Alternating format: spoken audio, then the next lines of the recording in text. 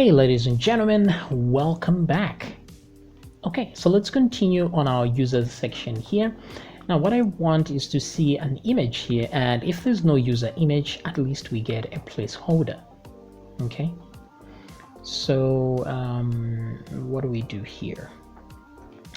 So what I'm going to do is, let me go to my project and let me just open the project folder. So right click and open folder. Now I've done several projects before which I have used placeholder images, so I just want to find one of those. Assets, images. Okay, so I have these two images here. Now these just generic images. They're square images that I got off the internet of just generic user stuff, right? So what I would do is, let me close, oh wait, I've copied those. Let me just do a back until I get to where I was, public, assets, images, and right here where I have these images, I will post these. So one is named user female, one is user male. Okay, so let me now close this. Now I think our flaw in our situation is we don't select the gender. So I don't know if that would be useful to you. If you want to add gender, no problem. Let's just add one more item here. Let's call it gender. And this one will be a variable character. The largest value we're going to save here is female. And so we'll say, we'll count 1, 2, 3, 4, 5, 6. So it's 6 characters long. And so let's save that. And we may want to add a default value of male if you want, or female. That's up to you. Save. That way, if we browse, we get a default value of male. Now this one is Mary, of course. So I'm going to add female to this. Great. Alrighty then. So here we can have a gender if you want as part of this list. So let's go back to our views here, user views, and this is up to you. You can add a gender. What have I done? Control Shift D. Let's put gender just after username. So right after this one, let me duplicate that and put gender. And there we go. So we have gender. Okay, now this should reflect the image that we get here. Now we're using the crop thingy here, crop to get the user image. But this crop is a function that expects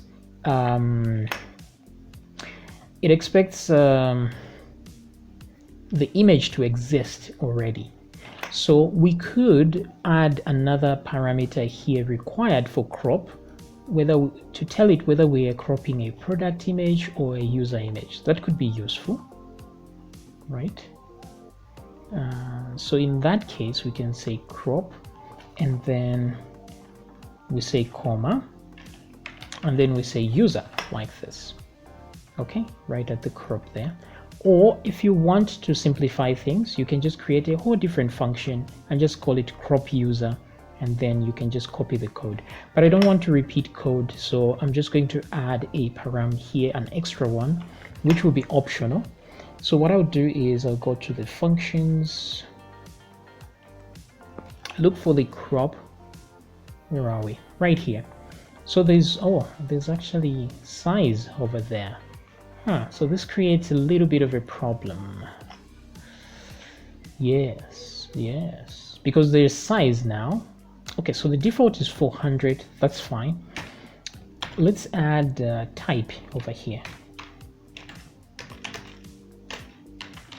Let's default it to product because we already have a default here. So this one must have a default value. So what I'll do here is I'll put comma 400 comma user. So the 400 is the resolution and that is the type. Now both of these are optional, so even if I remove them like this, it would still work fine.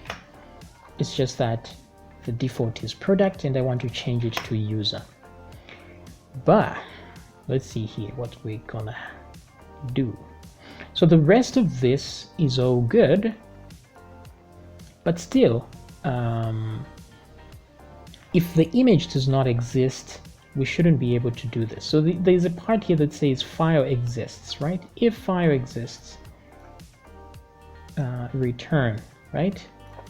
But if the file does not exist, then cropped file, right? So I want to check also if the file name exists before we go any further, because if it doesn't exist, then what do we do? In that situation, we return a default image. So for one reason or another, so I'm just going to duplicate this part here. Duplicate this.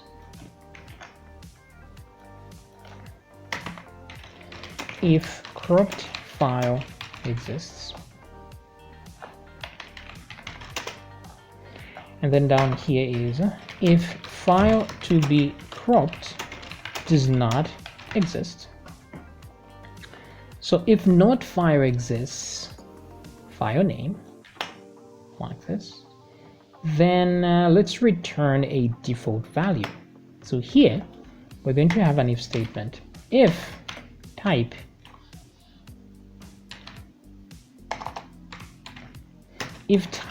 is equal to product, then let's return one thing, and let's put an else statement. Else,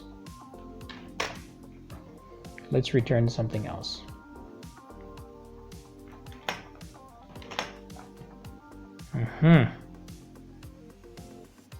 So if type is equal to user, let's do one thing. If not, let's return something else. Now the default value, the default thing to return here, let me see first of all, cropped file. Do I add anything to the cropped file here before I send it back? Because I want to send the same format. Image, destination, cropped file. Okay, so nothing, the way it is fine. So here I'm going to return a file code. This is relative to the root file, right? Wait a minute. I don't put root here, do I? No, I don't. Okay, so this one goes to assets, images, and then we're going to find a file called noimage.jpg. This will be the generic return file, and here we'll return another one called male or female. Oh, this is a problem.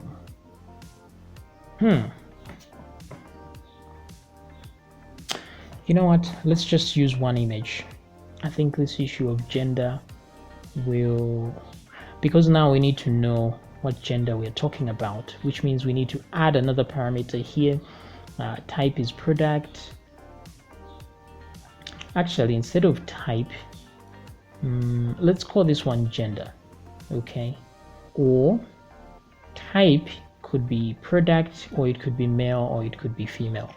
Okay, I think that will work better. So type product, right? And then here instead we say if type is equal to male. Yeah, I think this works better. So let's put another if statement here. Let's put an else, another if statement, and let's close that. Okay, so with this one it's user underscore mail.jpg, and if not, this one is user female, and then the final one is no image. Okay, pretty good. Now let's go back here, and instead of user here, let's put the gender. So we already know how to get the gender by just putting that here, so let's put that there instead. User gender. So if I now refresh, this is what I get. Okay, so something wrong with this one though.